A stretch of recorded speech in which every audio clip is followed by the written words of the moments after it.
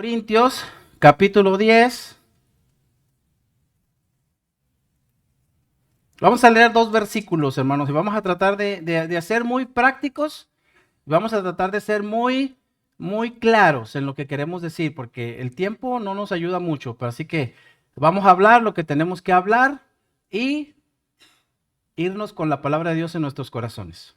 Dice así, hermanos, aquí en 2 Corintios, capítulo 10, versículo 14. Porque no nos hemos extralimitado como si no llegásemos hasta vosotros, pues fuimos los primeros en llegar hasta vosotros con el Evangelio. Mire, hermano, comenzando con estas palabras del apóstol Pablo, un misionero se puede identificar plenamente con lo que él está diciendo. Y aquí, si uno lee y examina y examina y examina, uno puede llegar a entender el corazón de esta persona que está escribiendo aquí el apóstol Pablo, porque uno ve letras ahí, pero detrás de estas letras está un corazón.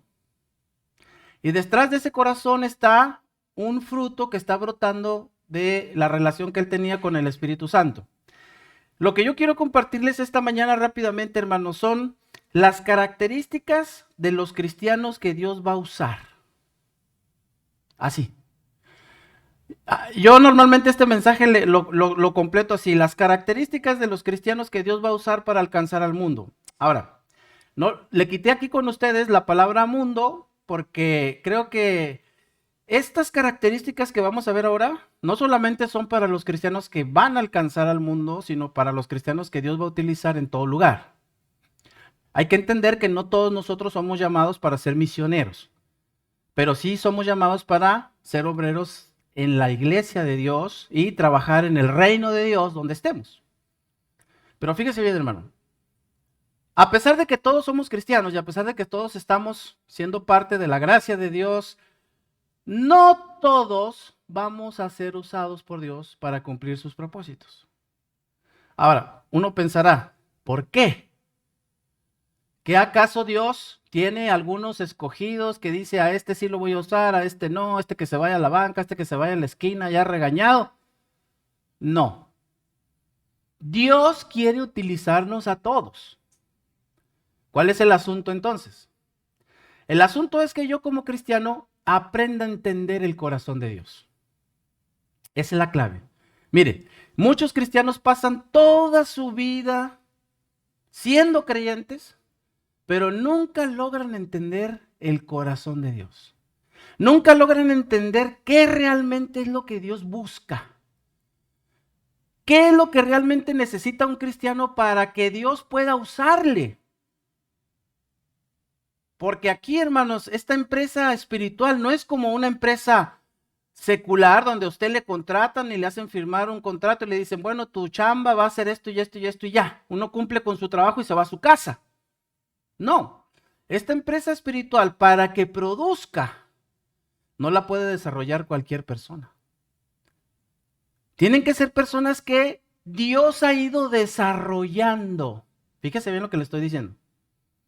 Tienen que ser personas, tienen que ser cristianos que Dios ha ido desarrollando y personas que se han dejado desarrollar. Y le voy a decir esto, por lo que anunció el pastor.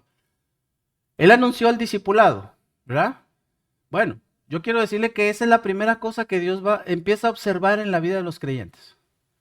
Porque ¿cómo se va a desarrollar un cristiano si no desarrolla las actitudes correctas? Si no desarrolla el conocimiento correcto.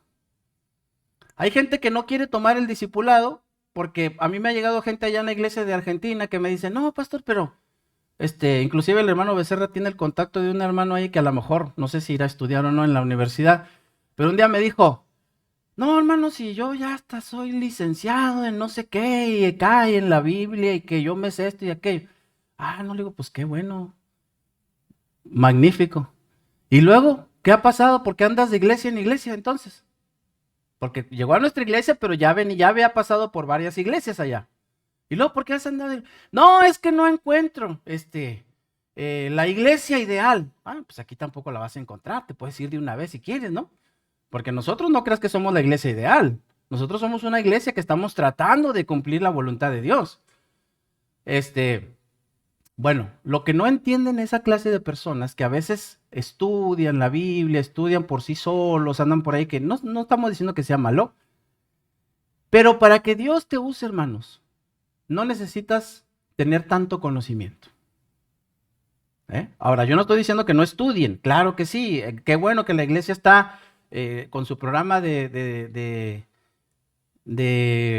la universidad, ¿verdad? De estudiar, o sea, el seminario, está perfecto. Yo en Salta, quiero decir, en Salta nosotros abrimos un seminario local. ¿Y sabe qué? Las 5 iglesias que quedaron ahí fueron pastores que se graduaron de nuestro seminario y son los que actualmente son los pastores de esas iglesias. Si no hubiéramos abierto el seminario, esas iglesias ya hubieran desaparecido, porque no hubiera habido quien las continuara.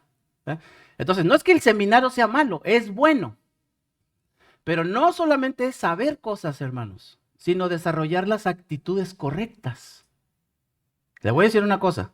Va a venir más gente al camino de Dios cuando vea en los cristianos las actitudes correctas que cuando vea cuánto saben. Porque el conocimiento no lo van a saber, ¿verdad? Viene una persona nueva aquí que no sabe si usted es licenciado en teología. No sabe. Pero ¿sabe qué sí se va a dar cuenta esa persona? Cuando usted se le acerca y le dice, bienvenido, Dios le bendiga, aquí estamos para servirle, qué bueno, ¿verdad? Ahí la persona va a decir, espera. Qué bueno, ¿verdad? Pero si en cambio viene a la iglesia y nadie le saluda, lo ven ahí a uno sentado, y, ay, sí, pues ahí viene uno nuevo, qué bueno. Ahí hay un café si quiere. Pues como que la gente se siente un poquito medio, ¿verdad? Fuera de base. Entonces, hermanos, comiencen a desarrollar el programa que les está desafiando su pastor.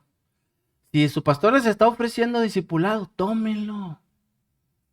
Yo siempre les digo a los hermanos allá, el que no empieza a ser el discipulado, pues puede venir a la iglesia si quiere, pero nunca vas a pasar de la silla. Ahí vas a ser te amamos, o sea, te amamos, te queremos, te vamos a ayudar, te vamos a hacer todo lo que podamos hacer por ti. Pero tu desarrollo ahí se va a quedar en la silla, porque ¿cómo te vamos a poder desarrollar si no nos dejas desarrollarte? Como cristiano, ¿verdad? Entonces, siempre está el desafío. Ahora, hermanos, todo esto es para comentarles lo que está pasando aquí. ¿Qué decía Pablo? Versículo 14. Porque no nos hemos extralimitado como si no llegásemos hasta vosotros, pues fuimos los primeros en llegar hasta con vosotros con el Evangelio de Cristo. Miren, hermano, un cristiano que Dios va a usar en su obra es un cristiano que entiende y que sabe que tiene que aprender a desarrollar la misma visión que tiene Dios con el mundo. La misma visión. ¿Cuál es la visión de Dios? No es difícil saber. ¿Qué es lo que quiere Dios hacer en el mundo?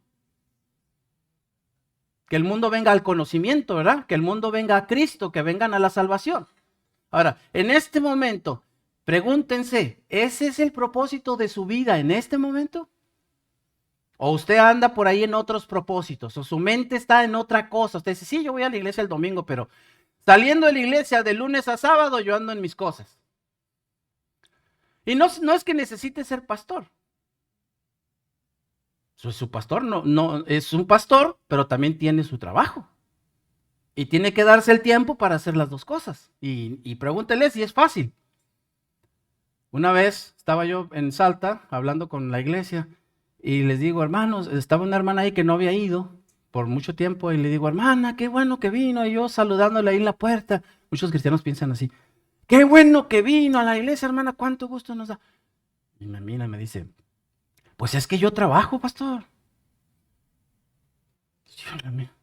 Pues sí, me dice, yo trabajo, yo no tengo tiempo de venir todos los domingos a la iglesia, tengo hijos que atender, tengo esposo, tengo casa, tengo eso. Me estaba regañando ella a mí, ¿no? Y entonces yo le digo, no, pues sí, hermana, pero ¿a poco usted cree que toda esa gente que está ahí sentada son una manga de vagos que no hacen nada? Toda la gente que usted ve ahí sentada tienen trabajo, tienen casa, tienen hijos, tienen esposa. Algunos tienen hasta 2 trabajos y mire, todos los domingos vienen. Ya no me dijo nada, se fue. Se fue y se sentó, pero ya no regresó el otro domingo. Entonces, hermano, mire, el corazón, bien importante, hay que desarrollar esta visión. ¿Qué quiere Dios hacer? Dios quiere alcanzar al mundo. Pablo dice, yo fui el primero que llegué con ustedes. Qué interesante, ¿no? Ahora pregunta, ¿era Pablo el único que andaba predicando?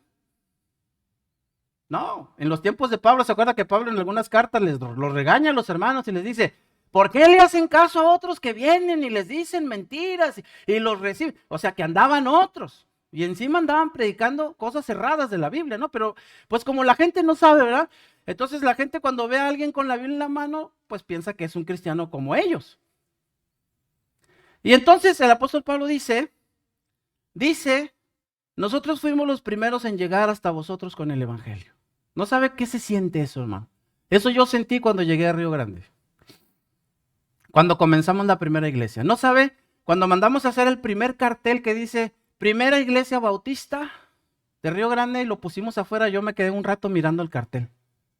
Primera Iglesia Bautista. Después de que la Argentina, fíjese hermano, después de que la Argentina fue evangelizada primero que México. Por Thompson. ¿Ha oído de Thompson?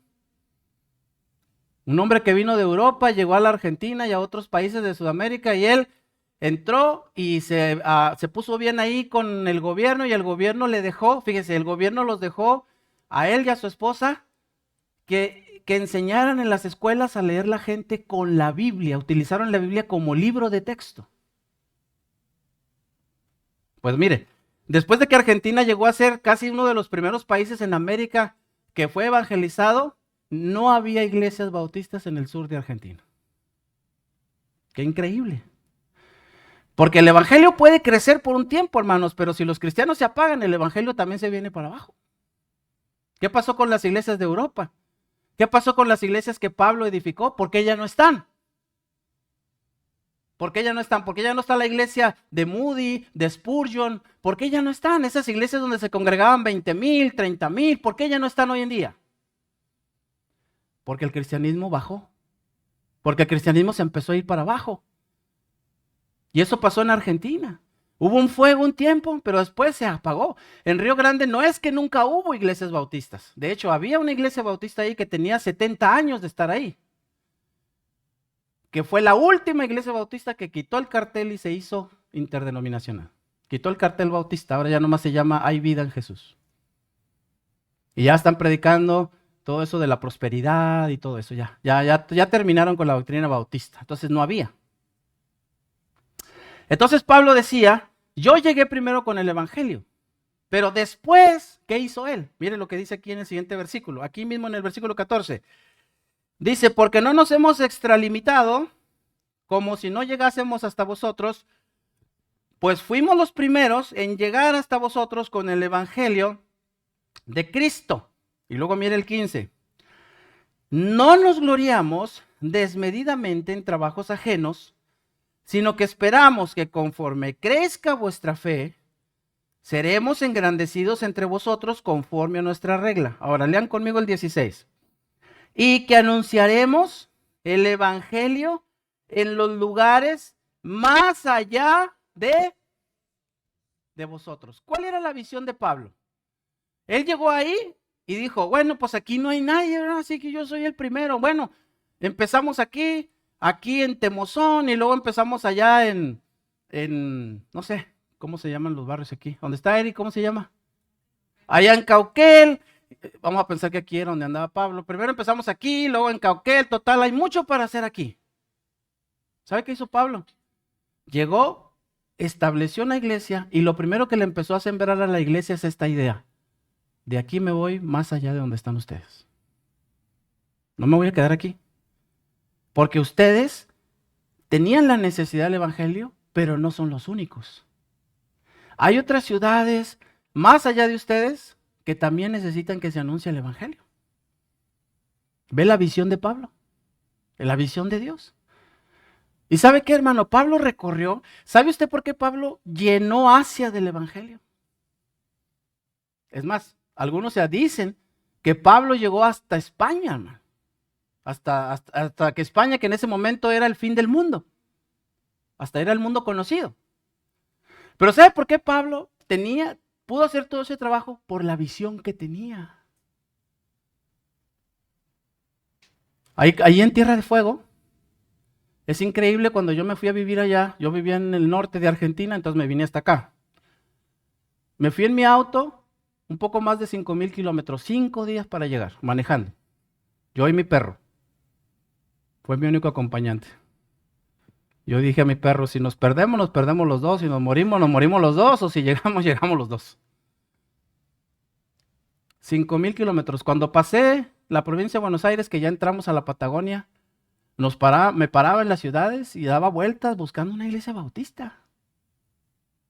No había. Y yo empezaba a decir, qué increíble, ¿cómo puede ser posible que en esta ciudad tan grande no haya iglesias bautistas? Nuestro deseo es llenar la Patagonia con el Evangelio. Ahora, es un lindo deseo, hay mucho esfuerzo, faltan obreros, pero yo sé que tenemos que tener la visión de hacerlo y dejar que alguien continúe esa visión. Estamos trabajando en eso. Número 2. Un cristiano que Dios va a usar no solamente es un cristiano que desarrolla la visión de Dios, sino también desarrolla el corazón de Dios. El corazón de Dios. Segunda de Tesalonicenses, hermanos. Segunda de Tesalonicenses. ¿Están anotando? No. Dirían allá en Argentina, ¿para qué? Segunda de Tesalonicenses. Estas cositas, hermanos, sería bueno que ustedes las anotaran, si traen un papelito, si no, allá atrás me fijé que había unos papelitos, pero ahorita ya no se paren, ya para el próximo. Siempre es bueno anotar. Segunda de Tesalonicenses, capítulo 2. Mire, hermano, desarrollar el corazón de una persona para que pueda llegar a pensar y a sentir como Dios no es una cosa fácil. La mayoría de los cristianos nos rehusamos a que nuestro corazón sea más cerca de Dios, sea más parecido al de Dios, porque implica muchas cosas. Porque yo al mantener mi corazón, no digo que lejos de Dios, pero no en la dirección correcta, ¿verdad? En la dirección en la que Dios quiere encontrarme y poder transmitirme sus sentimientos, sus deseos, sus pasiones y yo pueda transmitirlas a la gente. Esa es la dirección correcta. Porque yo puedo estar aquí en la iglesia y no tener esa intención. Solamente vengo porque pues tengo que venir a la iglesia. Es como algo religioso para muchos venir a la iglesia. Entonces, mire, vamos a leer lo que Pablo decía, 2 Tesalonicenses capítulo 2, versículo 8. Dice, entonces se manifestará aquel inicuo a quien el Señor matará con el espíritu de su boca y destruirá con el resplandor de su venida. Inicuo, cuyo advenimiento es por obra de Satanás, con gran poder y señales y prodigios mentirosos, y con todo engaño de iniquidad para los que se pierden. Fíjese, empieza a hablar del ministerio de Satanás. Y dice que Satanás viene con engaños y prodigios y todo para engañar a muchas personas que se perderán por seguir esas cosas. Pero luego, mire, dice, con todo engaño de iniquidad para los que se pierden, ¿por cuánto lea conmigo esa parte?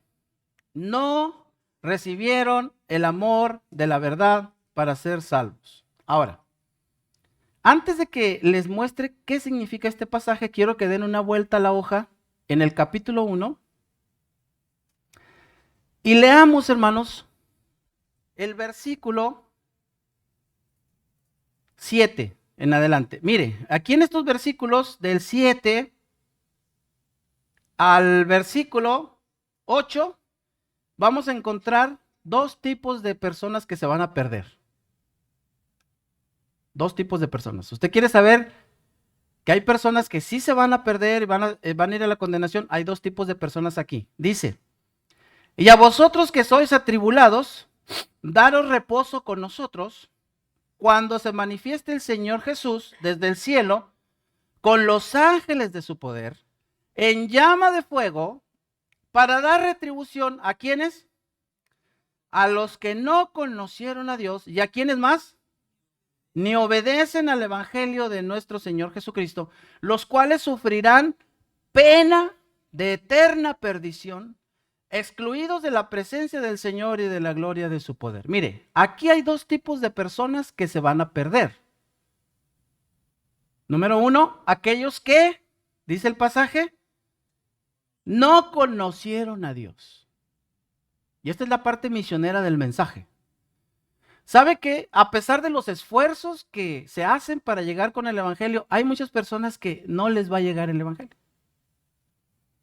Simplemente nosotros ahí en Sudamérica tenemos en Brasil a las etnias que viven dentro de la selva amazónica, que se sabe, el gobierno lo ha reconocido, que hay cientos de personas, hermanos, que están en condición tribal y que ni siquiera han podido ha podido llegar la civilización.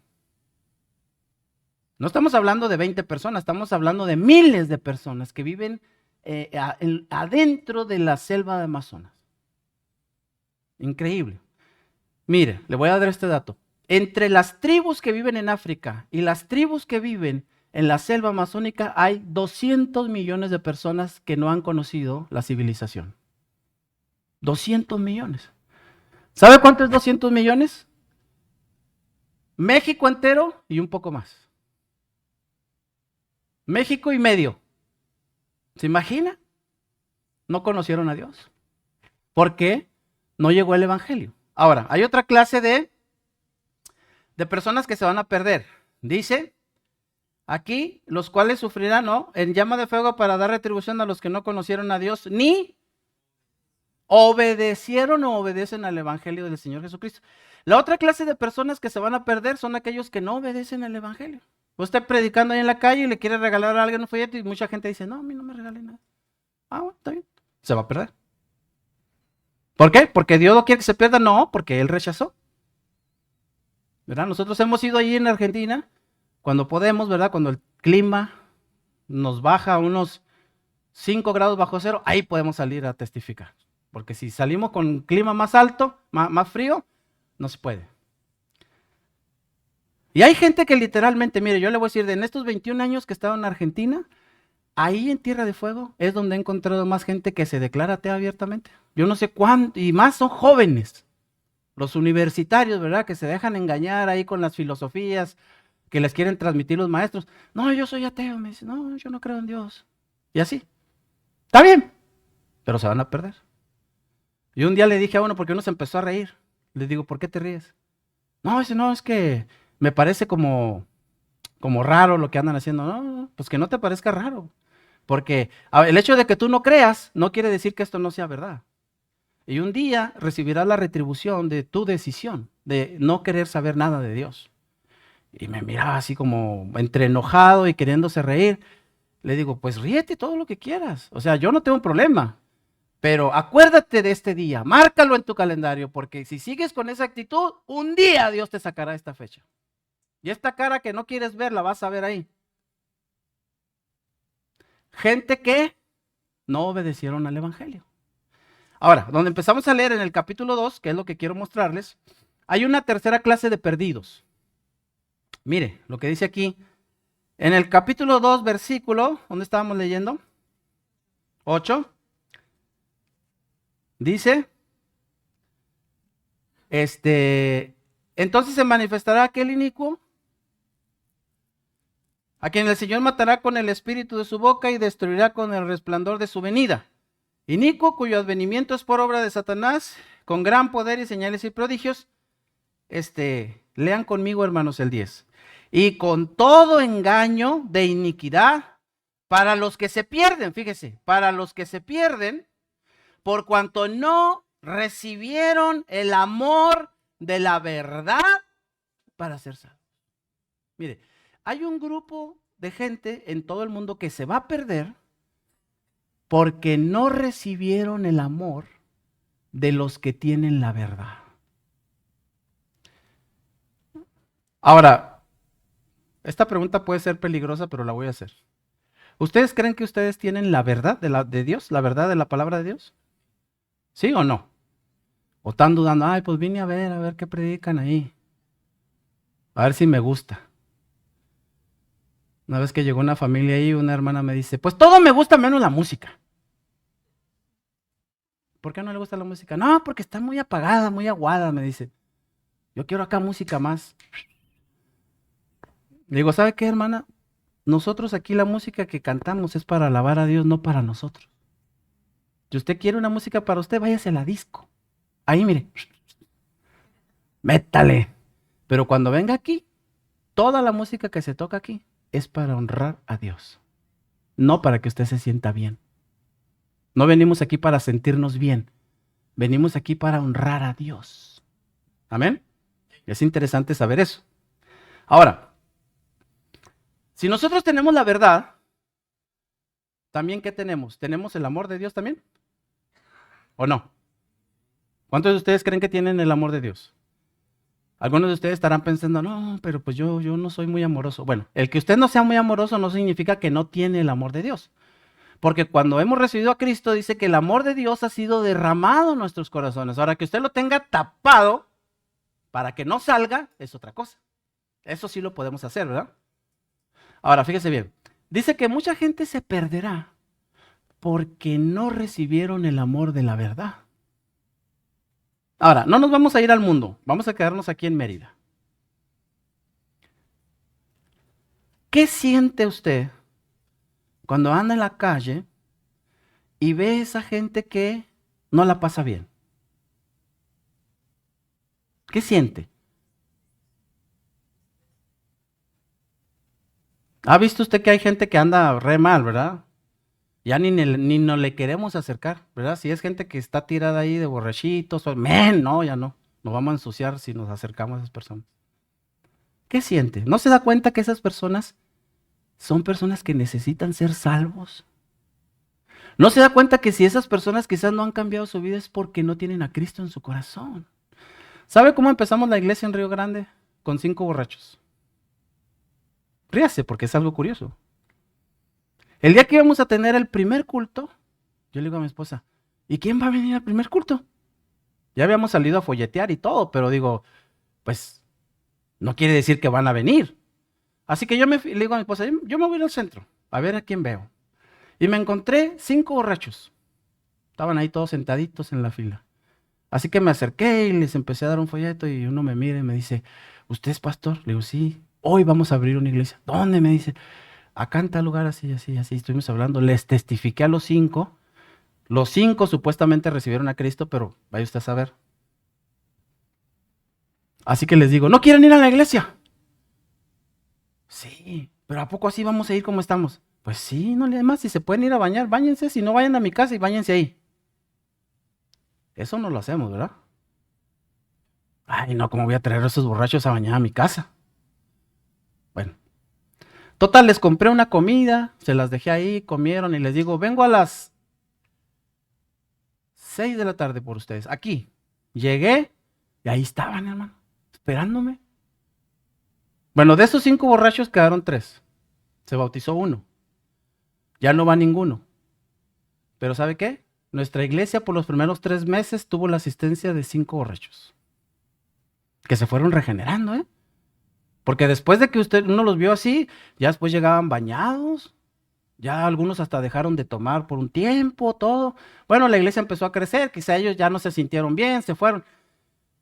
Pero yo sé, hermanos, que llevaron a Cristo en su corazón. Y siempre que los veo en la calle, les digo, ¿van a ir a la iglesia? ¿Cuándo ven? Sí, ya vamos a ir, pastor. Ya, perdón, es que ya saben, el vicio es muy, muy fuerte. Porque no quiere decir que porque un borracho se convierta hoy, ya mañana no va a tener ganas de tomar. Es un proceso, ¿verdad? Hay que entender eso. ¿Qué siente cuando ve a esas personas? ¿Te paras?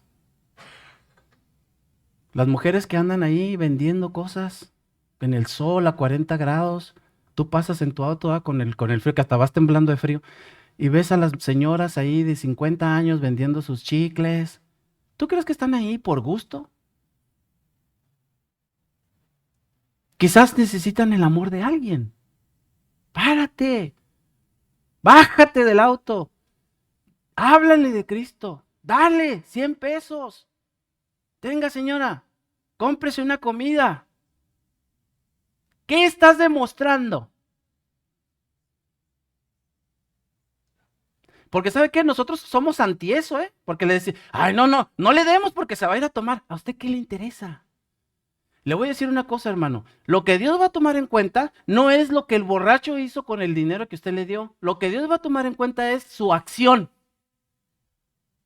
Así que no piense, no le voy a dar porque quién sabe qué ir a hacer. Déjelo que haga lo que quiera. Párese y háblele de Cristo. Quizás esa persona va a cambiar. Pero no nos interesa. El vecino. ¿Cuántos de ustedes conocen a un vecino o un familiar que se anda divorciando, separando? ¿Conocen? ¿Tienen? ¿Sí? ¿Ya le hablaron de Cristo? Ya fueron a su casa, oye, fíjate que pues yo escucho hasta acá los gritotes, ¿verdad? Y los sartenazos y escucho cuando le pegas a tu mujer, escucho los gritotes. Oye, pues quiero invitarte a comer. ¿Y para qué me quieres invitar a comer? Quiero hablarte de algo importante. Testifícale, gástate una comida para llegar a esa persona. Quizá ese matrimonio se puede arreglar si tú te gastas una comida y les hablas de Cristo. Somos duros para soltar las cosas, ¿verdad? Pero entonces, ¿cómo vamos a llegar a la gente, hermanos? Los que no conocieron el amor de la verdad para ser salvos. Solamente voy a leerlos los últimos 3 puntos y ya terminamos, ¿verdad? Porque ya llegamos al tiempo. Entonces, cristianos con visión, cristianos con corazón, cristianos de oración. ¿Sabe que nosotros tenemos un concepto muy equivocado de la oración? Nosotros pensamos que la oración es venir a la iglesia y empezar, Señor, te pido que me bendigas, que me des trabajo, que ayudes a mi abuelita, a mi abuelito, que esto, que aquello, en el nombre de Cristo me llame a mi casa. Eso no es orar. Eso es venir a la iglesia solamente a pedirle a Dios cosas para mí. Dios ya sabe esas cosas. Ni necesitas decirle.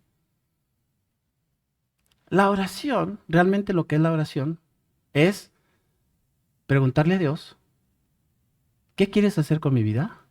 Y luego esperar que Dios me responda. La oración de Cristo. Libro de Juan. La oración de Cristo. Hermano, ¿a qué hora me dijo que termináramos? 10 minutos. Y así cuando sean 10 minutos le vuelvo a preguntar a ver si me da otros 10. Libro de Juan. No es cierto, hermanos. Ya sé que tienen tiempo aquí para entregar. 5 minutos. Le vamos a cortar a 5. Juan. Juan capítulo 17, hermano. Juan 17. ¿Estamos? La oración. Cristianos de oración. Dice Juan 17, versículo 20. Dice, mas no ruego solamente por estos, sino también por los que han de creer en mí por la palabra de ellos. ¿Entienden cómo oraba Cristo? ¿Saben que la única vez que Cristo oró por él mismo fue cuando dijo, Señor, que pase de mí esta copa? Fue la única vez. Porque toda su oración de Cristo se centraba en las personas. Pero de esta manera. Él, fíjense, él todavía no moría y él ya oraba, Señor, te pido por estos que me diste. O sea, refiriéndose a los 12 y luego a algunos que ya lo andaban siguiendo. Pero luego dijo su oración, pero no solamente te pido por estos, sino también por los que van a creer en mí por la palabra de ellos. Fíjense, Cristo ya se estaba adelantando al tiempo. Eso es orar. Esas son las oraciones que Dios quiere escuchar. ¿Saben por qué Dios bendijo a Salomón? ¿Han leído el relato? Cuando Dios le dice a Salomón, pídeme lo que quieras que yo te dé. Wow, si Dios nos hiciera esa pregunta, hermano, ¿qué pediría? ¿Qué pediría?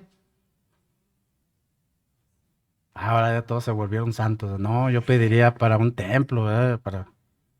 Dicen unos, yo oro que me saque la lotería para poder dar mi diezmo. No das ahorita que no tienes. Imagínate ya cuando tengas. Menos dirían.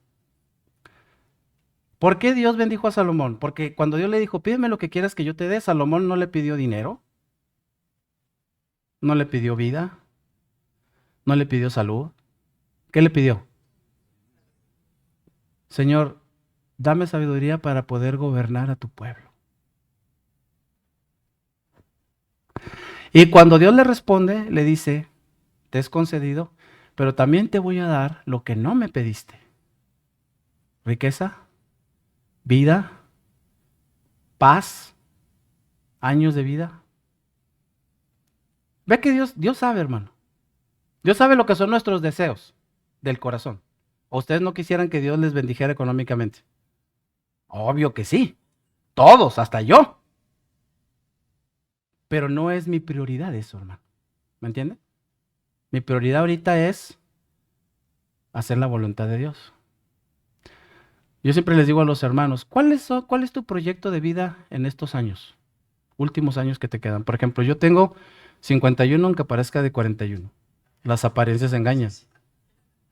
¿Qué va a hacer? Yo tengo 51, pero yo tengo una vida útil quizás unos 20 años más. O sea, 71. Ya después de los 71 ya no sé. Voy a andar ahí choqueando. Ya no choqueando, pero controlable todavía. No sé, quizás más. Bueno, ¿qué voy a hacer en estos próximos años? ¿Qué va a hacer usted? ¿Qué está pensando? ¿Sabe qué estamos pensando todos los que ya pasamos de 45? En la jubilación. ¿No? Híjole, me voy a meter a la modalidad 40. Yo hablo con algunos pastores que me dicen, no, yo ya voy a entrar a la modalidad 40 y esto y aquello. Ya está escuchando. ¿Sí? ¿Y qué más vas a hacer? No, pues ya. Y si les pregunto a algunos de ustedes, ¿qué me van a decir? No, pues yo ya estoy casi. Había una hermana que siempre que platicaba con ella me decía, ya me faltan 10 años para jubilarme. Y eso era lo que siempre me decía. Digo, hermana, a lo mejor no llegan los 10 años, ¿eh? No sabe. Porque nuestra mente está en las cosas terrenales.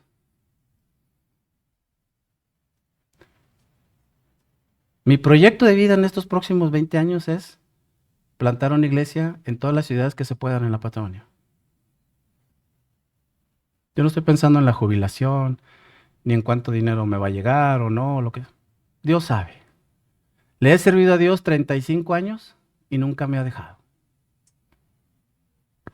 ¿Por qué tengo que estar preocupado por eso? Te pido por estos,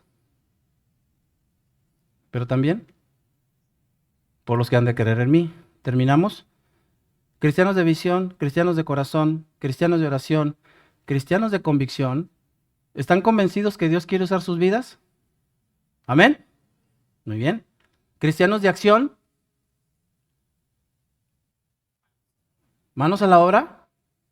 Cristianos de acción. Josué le dijo al pueblo, cristianos de decisión, primero, cristianos de decisión. Josué le dijo al pueblo, decidan, ¿siguen a Dios o siguen a sus dioses? Daniel dijo, propuse en mi corazón no contaminarme con la comida del rey. Usted necesita decidir seguir a Dios. Y luego, cristianos de acción. Ya, hay que ponerlo en obra. Si Dios te llama, Dios quiere usarte. Pregúntale a Dios, ¿cómo quieres usarme? Jóvenes, no estén tan preocupados sobre su futuro. Déjenle a Dios el control de su vida. Fíjense que los cristianos predicamos una cosa y hacemos otra. Sí, Dios puede hacerse cargo de mi vida, pero nunca le entregamos a Dios el control de nuestra vida. Siempre andamos nosotros controlando todo. Así que, hermanos, Cristo viene pronto. ¿Lo creamos o no? Un día estaremos delante de Dios y tendremos que dar cuentas a Dios de lo que hicimos con nuestra vida. Pónganse de pie, vamos a orar.